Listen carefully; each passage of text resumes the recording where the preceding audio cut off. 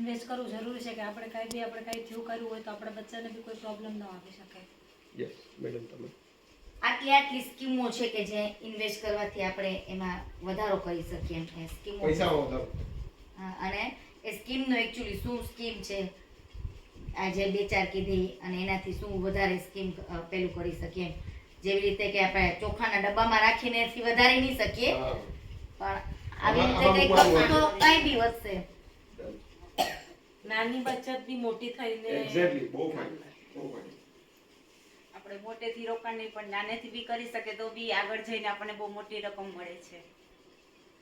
કે હું જો પોતે જ ડ્રેસનું બિઝનેસ કરું છું તો હું એવું વિચારું છું કે આમ પૈસા ભેગા નથી થતા તો હું વીસી ભરું પણ એ જાણવા માંડ્યું કે વીસી મને એ જે 60,000 આવે છે એ જ આવશે પણ આમાં કદાચ આપણે ટ્રાય કરીએ તો આની અંદર હું 60 ના 1 લાખ બી કરી શકું. એક્ઝેક્ટલી વેરી મેડમ યસ ભાઈ.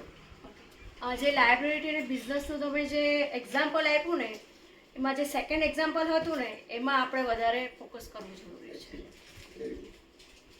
વધારે પડતું લાયબિલિટીઝ પર ધ્યાન નહીં રાખવું જોઈએ, અસેટ્સ પર ધ્યાન રાખવું પડે.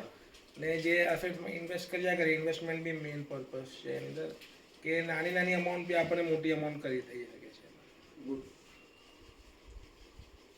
અને કપડાનો ધંધો હોય તો કપડામાં કેવી રીતે ગ્રાહકને સમજાવવું, કેવી રીતે આપણે ધંધો કરવો એ રીતનું ધ્યાન આપવું જોઈએ. મારા બચ્ચાને કપડાનો ધંધો છે, શોરૂમ છે હૈદરાબાદમાં શાહપુરમાં છે.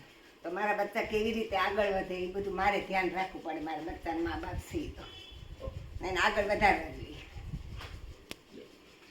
એસઆઈપી અને મ્યુચ્યુઅલ ફંડના બારામાં જાણવા માંગ્યું કે લાઈક યુઝ્યુઅલી વી થિંક કે આ બધું રિલાયબલ છે કે નથી એન્ડ વી મોસ્ટલી પ્રિફર પોસ્ટમાં બરાબર. બટ આમાંથી બી પોસ્ટ કરતાં બી શોર્ટ ટાઈમમાં સારું. આપણને સારું બેનિફિટ મળી શકે છે.